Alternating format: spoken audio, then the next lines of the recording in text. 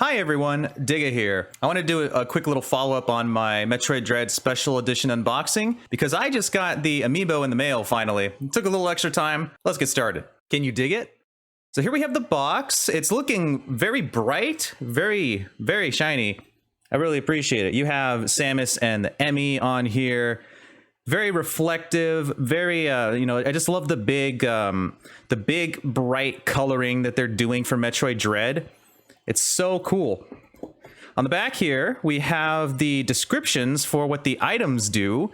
So first of all, we have for Samus, use the amiibo in Metroid Dread 2, refill your energy once per day. And then for the Emmy, it is to replenish the missiles once a day. You also get a bonus energy tank and a missile plus tank depending on who you scan, which is pretty cool. You know, for veterans of the series, you might not be too into wanting to get these little freebie upgrades, but it's a really cool option that they have. And it's really nice that it's very, I don't want to say beginner friendly, but it's very accessible in that regard. So let's go ahead and get this open. There's nothing more magical than a brand new amiibo. Just the satisfaction of opening it up. Yes, perfect. All done. As usual, I have to end up like doing some sort of weird, crazy tearing here because it doesn't quite lend itself to immediate opening. I always get a little too overexcited. You know, I've always been a huge fan of Amiibo. As soon as they were announced, being able to get all these characters from all these franchises that never had, well, really hanging on there. My gosh. They never had any representation beforehand. It was really cool. And that's kind of what got me into this whole, Amiibo collecting scene. And got to be careful here, first of all. Oh my gosh. Okay. All right. Gonna make sure that I don't accidentally destroy my Emmy, which would be ironic because I think, that's supposed to be the point of Dread. So here they are, and they're looking very bright, very distinct, very bold. Let's start off with Samus, first of all. I really love this suit. It's very expressive and, again, huge fan of the color blue. So, just having that kind of like almost the metallic fusion suit colors really does sell me on it a lot more. And you have a nice Metroid logo on the bottom, rather the S, the Shine Spark, whatever you want to call it. I don't know the official term. It's just that cool S. Not the one from when, like back in the 90s where you had like the squiggles. I don't know the official name for that either. So Samus has a very nice, bold green coloring on the visor, on the little dots and all that good stuff. I'm really liking the color of the arm cannon here. It's almost like a military green, and it's got a some nice yellow striping as well. As I said, the metallic blues. She's got the really cool details in the suit itself. There's the, I don't know what you call those either, just kind of like the external exhaust ports.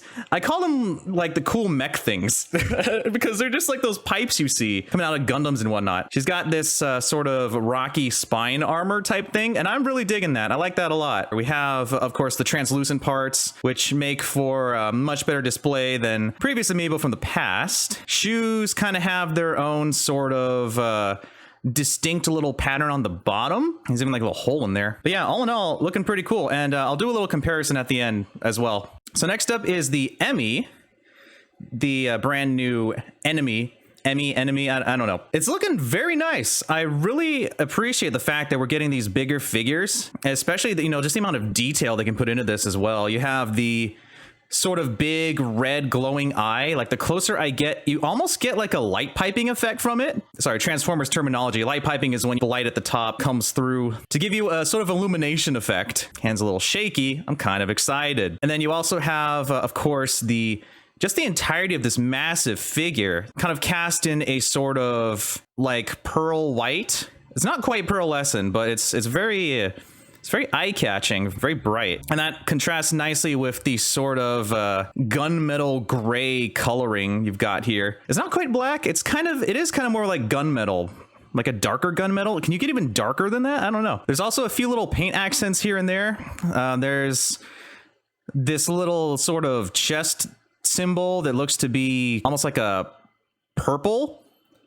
I don't know if that's coming across either. I apologize in advance. First time doing this.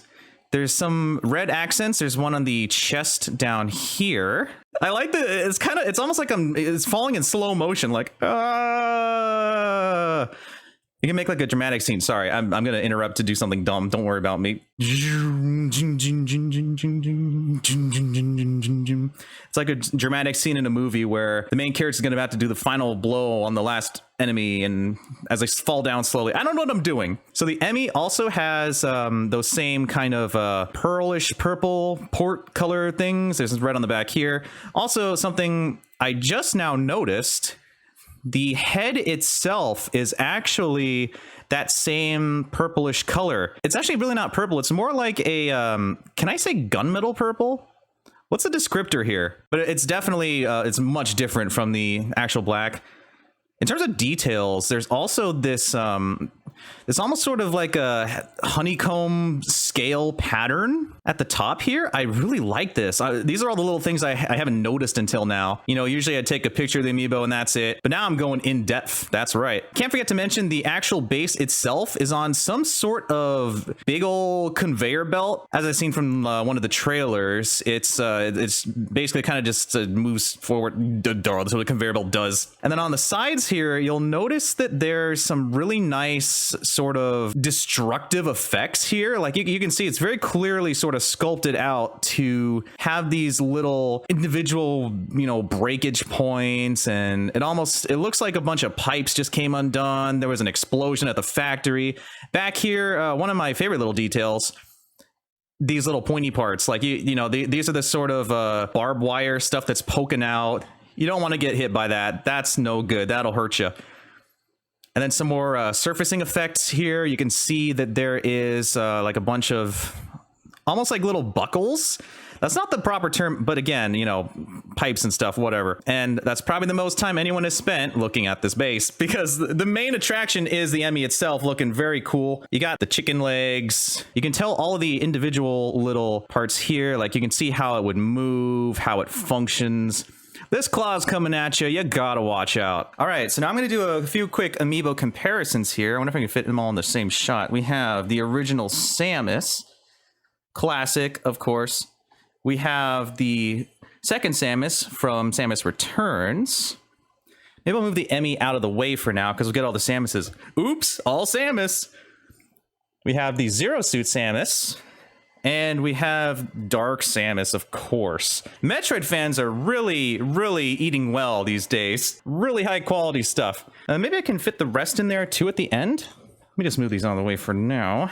Do some bad guy comparisons. And let's bring in Ridley. He's not too big. Technically, Dark Samus is an enemy too, but whatever. And then we have the Metroid from Samus Returns as well. Nice and squishy. So let's put these baddies in the back. Dark Samus for good measure, since, you know, again, it's technically, you know, it's a bad guy, but it's still kind of also Samus too. Let's bring in the rest of the Samus figures. Yeah. Now that's a lovely display. And that was the Metroid Dread Amiibo 2-pack. Very short, very sweet, very cool looking. Thanks for watching, everyone. See you next time.